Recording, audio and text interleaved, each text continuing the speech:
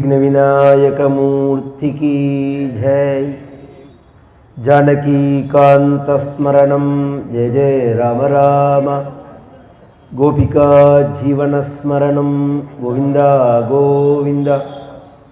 नमः पार्वती पतये हर हर महादेव। सद्गुरुनाथ महाराज की जय। आंजनेय मूर्ति की जय। स्मृते सकल कल्याण भाजनम यत्र जायते पुरुषस्तमजं नित्यं व्रजामि शरणं हरिं। यशिवो नाम रूपाभ्यां या देवी सर्वमंगला तयोः संस्मरणात् पुंसां सर्वतो जयमंगलम्। दोर्भिर्युक्ता चतुर्भिः स्फटिकमणिमयीम् अक्षमालां दधाना। हस्ते नैकेन पद्मं सितमपि च शुकं पुस्तकं चापरेण। भासा कुन्देन्दु शङ्खस्फटिकमणिनिभा भासमाना समाना। सा मे वाग्देवतेयं निवसतु वदने सर्वदा सुप्रसन्ना। कूजन्तं राम रामेति मधुरं मधुराक्षरम् आरुह्य कविता शाखां वन्दे वाल्मीकिकोकिलम्। आञ्जनेयमतिपाटलाननं काञ्चनाद्रिगमनीयविग्रहं पारिजाततरुमूलवासिनं भावयामि पवमाननन्दनं। यत्र यत्र रघुनाथकीर्तनं तत्र तत्र कृतमस्तकाञ्जलिं। बाष्पवारि परिपूर्णलोचनं मारुतिं नमत राक्षसान्तकं।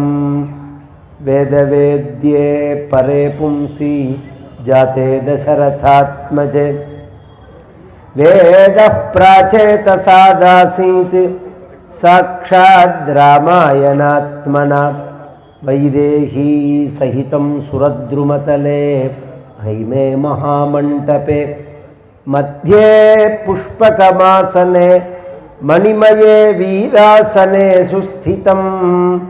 अग्रे वाचयति प्रभञ्जनसुते तत्त्वं मुनिभ्यः परं। व्याख्यान्तं भरदादिभिः परिवृतं रामं भजे श्यामलं।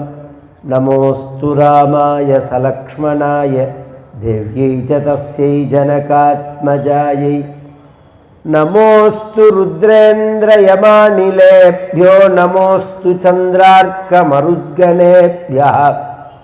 सकृदेव प्रपन्नाय तवास्मीति च याचते। अभयं सर्वभूतेभ्यो ददाम्येतद्व्रतं मम। भक्तवात्सल्यजलधेः परमानन्दरूपिणः अस्मदाचार्यराजस्य प्रपन्नोऽस्मि पदाम्बुजं।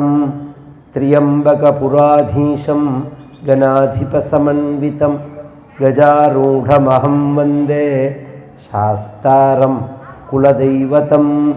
बुद्धिर्बलं यशोधैर्यं निर्भयत्वमरोगता। अजाड्यं वाक्पटुत्वं च हनुमत्स्मरणात् भवेत्। ओं श्री सीतालक्ष्मणभरतशत्रुघ्न हनुमत्समेत श्रीरामचन्द्राय परब्रह्मणे नमः। ओं सद्गुरुचरणारविन्दाभ्यां नमः। वाग्देव्यै नमः। ओं हनुमते नमः। श्रीहरये नमः। तपस्वाध्यायनिरतं तपस्वी वाग्विदाम्बरं नारदं परिपप्रच्छ वाल्मीकिर्मुनिपुङ्गवं। कोन्वस्मिन् साम्प्रतं लोके गुणवान् कश्च वीर्यवान्। धर्मज्ञश्च कृतज्ञश्च सत्यवाक्यो दृढव्रतः। चारित्रेण च को युक्तः सर्वभूतेषु को हितः। வித்வான் கஸ் சமர்த்தஸ்ச கஸ்யைக பிரியதர்சனஹ ஆத்மவான் கோஜித க்ரோதஹ த்யுதிமான் கோனசூயகஹ கஸ்ய விப்யதி தேவாஸ்ச ஜாதரோஷஸ்ய சம்யுகே ஏததிச்சாம்யஹம் ஸ்ரோதும் பரம் கௌதூகலம் ஹி மே மஹர்ஷே த்வம் சமர்த்தோசி ஞாதுமேவம் விதம் நரம் ஸ்ருத்வா சைதத்ரிலோகஜ்ஞः வால்மீகேர்நாரதோ வசः ஸ்ரூயதாமிதி சாமந்த்ர்ய பிரஹிருஷ்டோ வாக்யமப்ரவீத் பகவோ துர்லபாஸ்சைவ யத்வயா கீர்த்திதா குணாः முனே வக்ஷாம்யஹம் புத்வா தைர்யுக்த ஸ்ரூயதாம் நரः இக்ஷ்வாகுவம்ச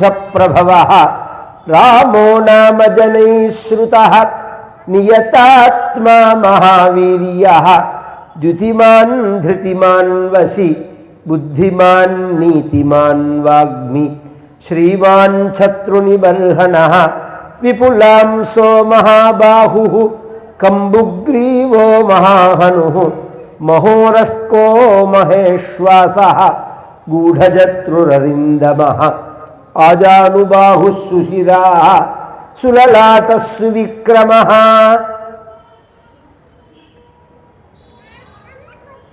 மண்ணுப்புகழ் கோசலை தன் மணிவயிறு வாய்த்தவனே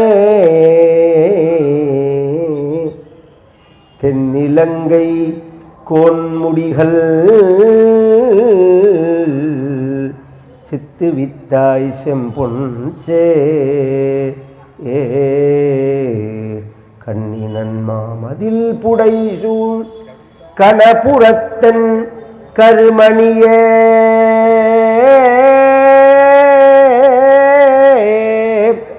எங்கள் குலத்தின் அமுதே ராகவனே தாலேலோ ஸ்ரீராமச்சந்திர கிருபாலு பஜமன் ஹரண பவ பயதாருணம் நவகஞ்சலோச்சன கஞ்ச முககர கஞ்ச பத கஞ்சாருணம் கந்தர்ப்ப அகணித அமித சவி நவநீல நீரஜ சுந்தரம் படபீத்தமானஹுதடித ருச்சி சுச்சி நௌமி ஜனக சுதாவரம் பஜோ தீன பந்து தினேஷ தானவ दैत्य वंश निकंदनम रघुनंद आनंद कंद कौशल छंद दशरथ नंदनम इति वदति तुलसिरमुकुट कुंडल तिलक चारु उदार अंग विभूषणम आजानु भुज शर चापधर संग्रामजित खरदूषणम इति वदति तुलसी दास शंकर शेष मुनिमनरंजनम मम हृदय कुंज निवास करु कमादि खलदल घंजनम श्रीरामचंद्र कृपालु भजमन श्रीयपतियान சக்கரவர்த்தி திருமகனான வேதவேத்தியனான வைகுண்டவாசியான பகவான் தர்மத்தை ரட்சிப்பதற்காக பல அவதாரங்கள் பண்ணினத்தில் ராமாவதாரம் அப்படிங்கிறது வெகு காலம் இந்த உலகத்தில் அதுவும் பிரத்யேகமாக நம்ம இந்த பாரத தேசத்தில் வாழ்ந்து காண்பிச்சதான ஒரு அவதாரம். பொதுவாக தர்மம் அப்படிங்கிறது ரட்சிக்கப்படணும் அப்படிங்கிறதுக்காக தான் பகவான் அவதாரம் பண்ணுகிறான் அப்படிங்கிறது பகவானுடைய வாக்கு. எப்பொழுதெல்லாம் தர்மத்துக்கு ஒரு குறைபாடு வருகின்றதோ அப்பொழுதெல்லாம் நான் ஆத்மானம் சிருஜாமி யதா யதாகி தர்மஸ்ய கிளானிர்பவதி பாரத அபியுத்தானம் அதர்மஸ்ய ததாத்மானம் சிருஜாமியகம் என்ன நான் சிருஷ்டி பண்ணிக்கிறேன் அப்படின்னு பகவான் சொல்றான். என்ன நான் வெளிப்படுத்துறேன் அப்படிங்கிறான்.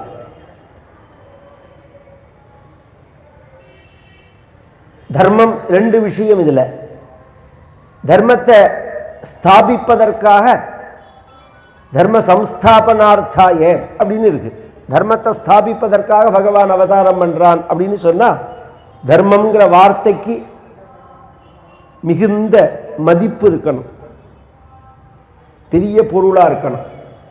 அப்படின்னு நாம் தேடி பார்த்தோம்னா ஆச்சரியமா இருக்கு. சின்ன பொருள் தான், சுபாவம்னு அர்த்தம். தர்மம் அப்படின்னு சொன்னா நேச்சர், சுபாவம்னு அர்த்தம். இதை பார்த்த உடனே சம்பங்கிங்கிறோம், இதை பார்த்த உடனே ரோஜாங்கிறோம்.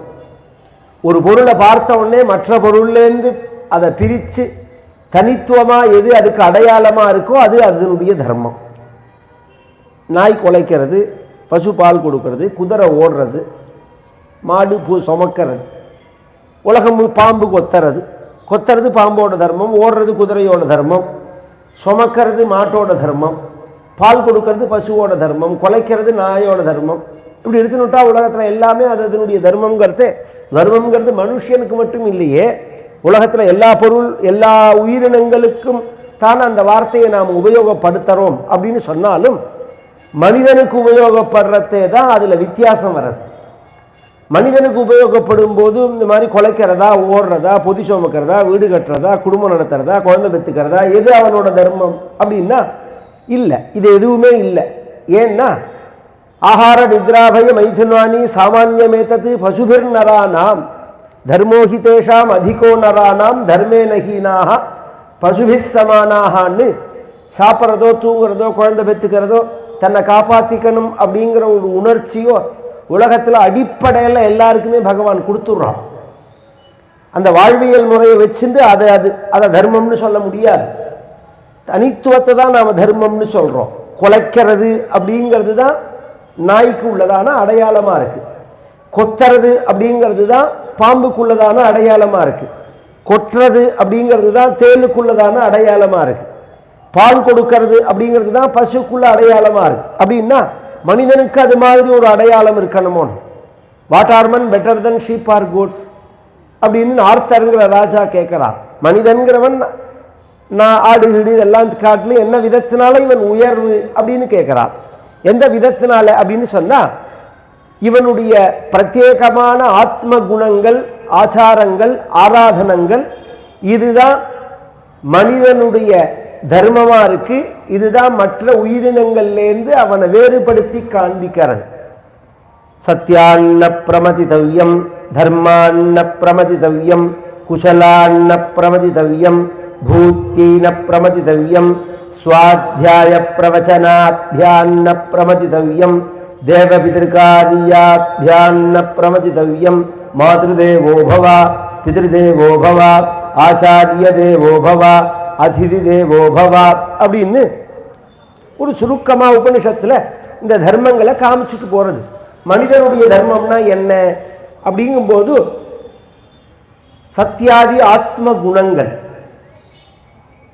பிராத்தஸ்நானாதி ஆச்சாரங்கள், மாத்திரு பித்திரு தேவதா ஆராதனங்கள், இந்த மூணும் மனிதனுடைய அடையாளமாக இருக்கு. சத்தியம் பேசுறது, பொய் பேசாமல் இருக்கிறது, ஒருத்தருக்கு கொடுக்கறது, ஒருத்தர்கிட்டேருந்து பிடுங்காமல் இருக்கிறது, ஒருத்தர்கிட்ட கருணையாக இருக்கிறது, ஒருத்தரை ஹிம்சை பண்ணாமல் இருக்கிறது, ஒருத்தர்கிட்ட பொறுமையாக இருக்கிறது, கோபப்படாமல் இருக்கிறது, ஒருத்தர்கிட்ட நேர்மையாக இருக்கிறது, பொய் ஃப்ராடுத்தனம் பண்ணாமல் இருக்கிறது. இதுக்கெல்லாம் ஆத்ம குணங்கள்னு பேர். சத்தியாதி ஆத்ம குணங்கள் அப்படின்னு சொல்கிறது. இது ஒரு மிருகத்துக்கு கிடையாது. சத்தியம்னா அதுக்கு என்ன பேச்சே கிடையாது, முதல்ல அதுக்கு தெரியாது. கருணைன்னா என்னன்னு தெரியாது, நேர்மை அப்படின்னா என்னன்னு தெரியாது, பொறுமை அப்படின்னா என்னன்னு தெரியாது. இதெல்லாம் நமக்கு தெரியறது. நாம் அதை கடைபிடிக்கிறோமோ இல்லையோ நமக்கு தெரியறது. இது நாம் கடைபிடிக்க வேண்டியதான நம் குணங்கள். இது ஒரு பகுதி. இதுக்கு அடுத்தது ஆச்சாரங்கள்ங்கிறது. கார்த்தால எழுந்துன்ற உடனே யூரின் டாய்லெட் போனால் க்ளீன் பண்ணிக்கிறது, பல்ல தேய்க்கிறது, குளிக்கிறது, இதெல்லாம் ஒரு ஆடு மாடு பண்ணுறதா என்ன? அதெல்லாம் ஒன்றும் கிடையாது. இருக்குல்ல, அதெல்லாம் நம்ம பண்ணுறோமே. வஸ்திரம் கட்டிக்கிறது, நெத்தி இட்டுக்கிறது, சாப்பிட்றதே அந்த நியமத்தோடு சாப்பிட்றது, இதை சாப்பிடலாம் இதை சாப்பிடக்கூடாதுங்கிற கட்டுப்பாடோடு சாப்பிட்றது, இப்போ சாப்பிடலாம் இப்போ சாப்பிடக்கூடாதுங்கிறது, இதெல்லாம் ஒரு சிஸ்டமாக அதனுடைய விசேஷம் தெரிஞ்சு. இப்போ அவைகளுக்கெல்லாம் உணவு தான் அது கணக்கு. அது சாப்பிட்றது எது கிடைக்கிறதோ அதை சாப்பிடுவேன். நமக்கு எது கிடைக்கிறதோ அதை சாப்பிடணுங்கிறது சன்னியாசி தர்மமாக இருந்தாலும் நாம் ஒரு சிஸ்டம் வச்சுட்டு இருக்கோம். இதுதான் சாப்பிடணும் இதை சாப்பிடக்கூடாது அப்படிங்கிற மாதிரி ஒரு ஒழுக்கத்தோடு வாழணும்னு நினைக்கிறோம். கிடைச்சதெல்லாம் எல்லாரும் சாப்பிட்றது இல்லை. இதில் ஒரு ஆச்சரியம் என்னன்னா, இந்த இந்த ஒரு குணங்கள்லாம் முழுமையாக ஃபிட்டாக சொல்கிறது பிராமணால்கிட்ட தான். பிராமணர்கள் அந்தணர்கள் அந்த நியமங்களோடு இருக்கணும் அப்படிங்கிற முழுமையோட சாஸ்திரங்கள் சொல்கிறது. ஆனால் உலகத்தில் நாம் பார்க்கறதே யார்கிட்ட இது மிகுதியாக இருக்குன்னா அப்ராமணர்கள்ட்ட தான் இருக்கு அந்த கட்டுப்பாடு. வஸ்து பிரத்யக்ஷத்தில் வைராகி. டாஸ்மார்க்கிலேயே வேலை செஞ்சுன்னு குடிக்காமல் இருக்கணும், அதுதானே வசதி. ஹோட்டல்லையே வேலை செஞ்சுன்னு அதை சாப்பிடாமல் இருக்கிறது.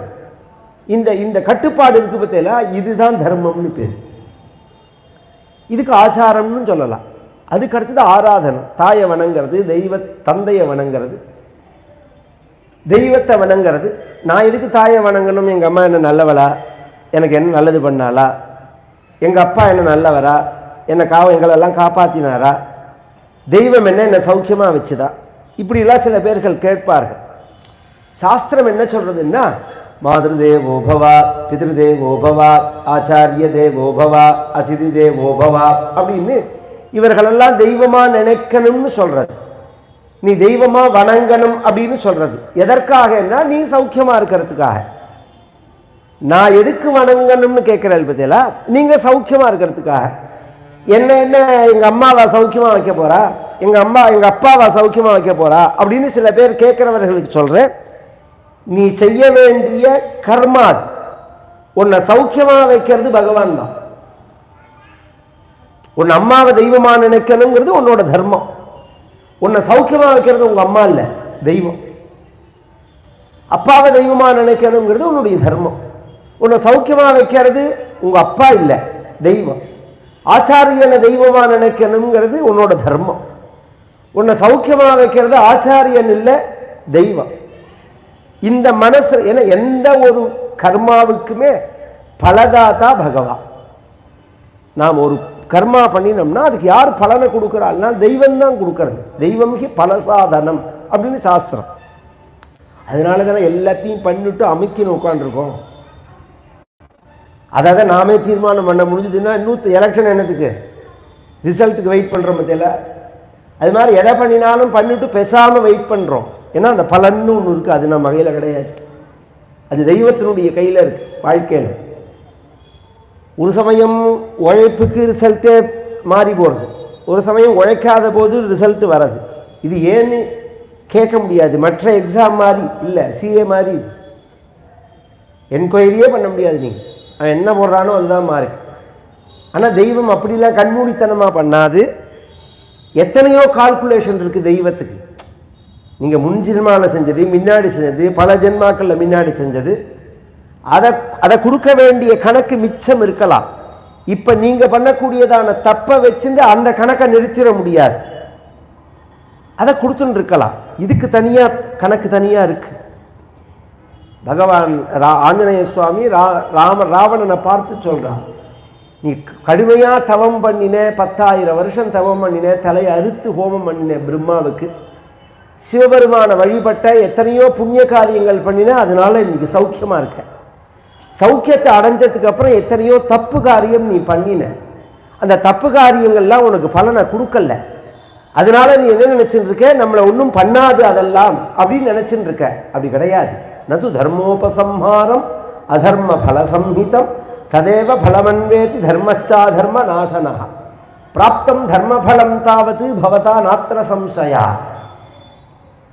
அந்த தர்மத்தோட பலன் முடிஞ்சதுக்கு அப்புறம் தான் அதர்மத்தோட பலன் ஸ்டார்ட் ஆகும். அதுக்காக வெயிட் பண்ணிட்டு இருக்கு. இப்போ உன்னோட தர்ம பலன்கள்லாம் முடிஞ்சு போயிடுத்து. நான் உங்கள் ஊரில் எப்போ காலை வச்சேனோ அப்பயே அதர்ம பலம் ஸ்டார்ட் ஆயிடுது அப்படின்னு அவர் சொல்றார். இதில் ஒரு பெரிய விஷயம் இருக்குது. சில பேர்கள் மேலே மேலே சௌக்கியமாக இருக்கேனே சார், அயோக்கியத்தனங்கள்லாம் பண்ணிட்டே அக்கிரமங்கள்லாம் பண்ணிட்டே சௌக்கியமாக இருக்கானேன்னா அதுக்கெல்லாம் ஒரு காரணம் இருக்குது. தெய்வம் அசடு கிடையாது. தெய்வம் அப்படிங்கிறது அதுக்கு அவரவர்களுக்கு அவரவர்கள் பண்ணின கர்மாவை அனுசரித்து கொடுக்க வேண்டியதை கொடுக்க வேண்டிய காலத்தில் கொடுத்தே தீரும். அதில் மாற்று கருத்தே கிடையாது. அப்பா அம்மாவை தெய்வமாக நினைக்குங்கிறது தர்மம். இது செயலில் இருக்குது. மற்ற மிருகங்களுக்கு சுபாவமாக இருக்குது. ஒரு பால் கொடுக்கறதோ கொத்துறதோ குலைக்கிறதோ அதுதான் அதோட வேலை. நம்மளோடதெல்லாம் மனிதனுக்குன்னு சொல்லப்பட்ட தர்மங்கள்லாம் எப்படி இருக்குன்னா செயல்முறையில் இருக்கு. அனுஷ்டானம்னு சொல்லுவார்கள் சம்ஸ்கிருதத்தில். இது வெறும் பிரச்சார மதம் இல்லை. இந்த ஹிந்து மதம் அப்படிங்கிறது 10 பேரை கூப்பிட்டு வச்சு ஒரு வியாழக்கிழமை ஒரு வெள்ளிக்கிழமை ஒரு ஞாயிற்றுக்கிழமை இது மாதிரி நாட்களில் ஒரு மணி நேரம் உட்காந்து வச்சு உபதேசம் பண்ணிட்டு போகிற மதம் இல்லை. அவரவர்கள் வாழ்க்கையில் கடைபிடிக்க வேண்டிய மதம் இது. அதனால தான் சுப்ரீம் கோர்ட் ஜட்ஜ்மெண்ட்டு இந்த மதம் அப்படிங்கிறது லைஃப் ஸ்டைல்னு சொல்லிடுது. இது ஒரு மதம் கிடையாது, மனித வாழ்க்கையினுடைய முறை அது. அப்போ ஒரு செயல்முறையை செஞ்சு காமிச்சாதான் புரியும். ஒரு குழந்தைய கூப்பிட்டு நமஸ்காரம் பண்ணு உமாச்சிக்கு அப்படின்னு சொல்கிறோன்னா அந்த குழந்தை நம்மளை அப்படி பார்க்கறது என்ன அப்படிங்கிற மாதிரி.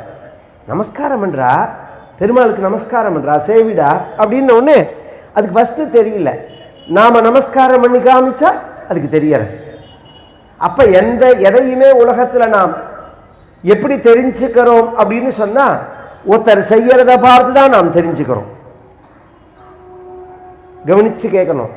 ஒரு மாடு கண்ணு போட்டுதுன்னா அது கண்ணுக்குட்டிக்கு ஊற்றத்துக்கு ஒருத்தர் சொல்லி கொடுக்கல, தட்டு தடுமாறி அதுவே எழுந்துண்டு அது போய் வாயில் வச்சு குடிக்கிறது.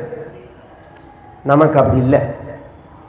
மனித வாழ்க்கையை கவனிச்சோம்னா எல்லாம் சொல்லி தரா மாதிரி இருக்கு. ஏன்னா அதுக்கு முன்னாடி உள்ள மிருக வாழ்க்கை பரியந்தம் அதை அப்படியே நிறுத்திட்டு 6வது அறிவை பகவான் கொடுக்குறான் நமக்கு எக்ஸ்ட்ராவா. உனக்கு அது மாதிரியே இருக்கணும்னா நீ பிறந்த உடனேவே நீ பாட்டுக்கு மிருகம் மாதிரி வாழ்ந்துட்டு போகலாம். அப்படி இல்லாதபடிக்கு ஒருத்தர் சொல்லி கொடுக்குற மாதிரி, ஒருத்தர் நீ யோசனை பண்ணுற மாதிரி, ஒருத்தர் சொன்னதுனாலேயே நாம் அதை கேட்டுடுறது கிடையாது, ஒருத்தர் செய்யறதுனாலேயே அதை நாம் செஞ்சுடுறது கிடையாது. நாம் தனியாக யோசனை பண்ணுறோம், இதை கேட்கலாமா வேண்டாமா, இதை செய்யலாமா வேண்டாமா அப்படிலாம் நாம் யோசனை பண்ணுறோம். இத்தனை பண்ணிட்டு தான் அந்த காரியத்தை பண்ணுறோம். இது ஒரு 6வது அறிவு. நமக்கு அப்படி யோசனை பண்ணிட்டு தான் அதை செய்யணும் அப்படின்னு தோன்றது. இதை செய்யலாமா வேண்டாமாங்கிறது பாக்கியம். நல்ல விஷயத்தை செய்யலாம், கெட்ட விஷயத்தை செய்யக்கூடாது அப்படிங்கிறது அது நல்லோர்களுடைய சேர்க்கையினாலையும் குரு கிருபையினாலையும் தெய்வத்தினுடைய கிருபையினாலையும் தான் சுப வாசனைகள் ஏற்படும். நதேவா தண்டமாதாய ரக்ஷந்தி பசுபாலவத்து எம்ஹி ரட்சித்து மிச்சந்தி சத்புத்தியா யோஜனீரிதம் அப்படின்னு உபனிஷத்து வாக்கியம். தெய்வம் காப்பாத்துறது அப்படின்னு சொன்னா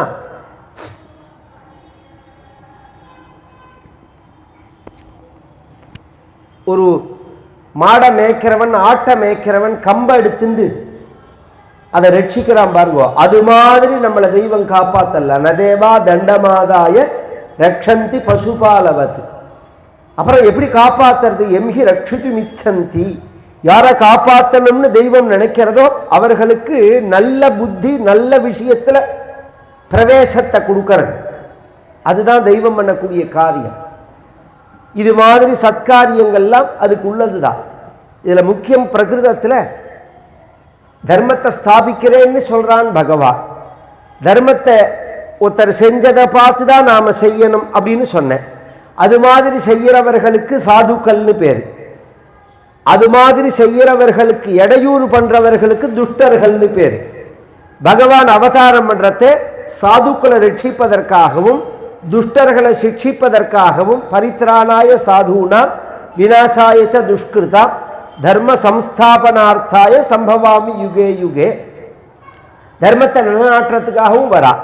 இதுக்கு முன்னாடி உள்ள அவதாரங்கள்லாம் எடுத்து பார்த்தா தெரியும். ஒன்றும் நல்லவர்களை காப்பாற்றிருப்பார் அல்லது கெட்டவர்களை அழிச்சிருப்பார். சக்கரவர்த்தி திருமகனான ராமாவதாரத்துக்கு என்ன விசேஷம் அப்படின்னு சொன்னால், இந்த 2 நாளை மட்டும் தர்மமானது ஸ்தாபிக்கப்படுவதில்லை. தர்மம் அப்படிங்கிறது ஒரு செடி கொடி மரம் போல ஜலம் விட்டு வளர்க்கக்கூடிய விஷயம் இல்லை. இது செயல்முறையில் உள்ளதுன்னு சொல்லிவிட்டேன் நான். செயல்முறைக்கு முக்கியம் செஞ்சு காமிக்கிறது. இந்த அவதாரம் ராமாவதாரம் அந்த தர்மத்தை தானே செஞ்சு காமிக்கிறான் பகவான் தன் வாழ்க்கையில். கற்பார் ராமபிரானை எல்லால் மற்றும் கற்பரோ புற்பா முதலா புல் எறும்பாதி ஒன்றின்றியே நற்பால் அயோத்தியில் வாழும் சராச்சரம் எல்லாம் நற்பாலுக்கு உயித்தனன் நான்முகன் பெற்ற நாட்டுலே மர்த்தியாவதாரஸ்திக மர்த்திய சிக்ஷணம் அப்படின்னு பாகவதன் சொல்றது. மனிதன் மனிதனாக எப்படி இருக்கணும் அப்படிங்கிறத வாழ்ந்து காண்பிச்சதான அவதாரம். அப்படி ஒரு சரித்திரம், அப்படி ஒரு குணங்கள், அப்படி ஒரு ஆகர்ஷணம், அப்படி ஒரு நேர்மை, அப்படி ஒரு வாழ்க்கை. இப்படி ஒரு மனிதன் உலகத்தில் இருக்க முடியுமா? எத்தனை பேர் வேணாலும் முன்னாடி பின்னாடி இருந்துட்டு போட்டு, இது மாதிரி ஒரு மனுஷன் இருக்க முடியுமா உலகத்தில் அப்படின்னு இன்றளவும் நாம் பார்த்து பிரமிக்கக்கூடியதான ஒரு அவதாரம் ராமாவதாரம். அதனால தான் நம் முன்னோர்கள்லாம் எங்க பார்த்தாலும் வேறுபட்ட ஒரு ஆலை. நாம தத்துவ ரீதியா சொல்லணும்னா நம்ம ஆறாவமுதே அப்படின்னு சொல்லக்கூடிய அபர்யாப்தாமிருதருக்கு சார்ங்கத்தினுடைய அம்சமா இந்த அவதாரம், சக்கரத்தினுடைய அம்சமா அந்த அவதாரம், அந்த கோவில்னு சொல்லிட்டு போயிடலாம். அதுக்கு எப்படி கட்டணுமா? இப்படி ஒரு கோவிலா? எப்பேற்பட்ட ஒரு ஆகிருதி, எப்பேற்பட்ட ஒரு பட்டாபிஷேகம்! 4 வேதங்களோ எப்படி 4000 திவ்ய பிரபந்தமோ அது மாதிரி ராமாயணம்ங்கிறது. ஒரு கோவிலில் உற்சவம்னா 4 வேத பாராயணம் பண்ணுறோம், 4000 திவ்ய பிரபந்தம் பாராயணம் பண்ணுறோம், தமிழ் வேதம் அப்படின்னு சொல்லிட்டு. அதுபோல ராமாயணம் அப்படிங்கிறது இருந்திருக்கு ஒரு காலத்தில். இன்னைக்கும் உங்களுக்கு புரியுற மாதிரி சொல்கிறேன். கேரளா போனேன்னா பாப்போம்,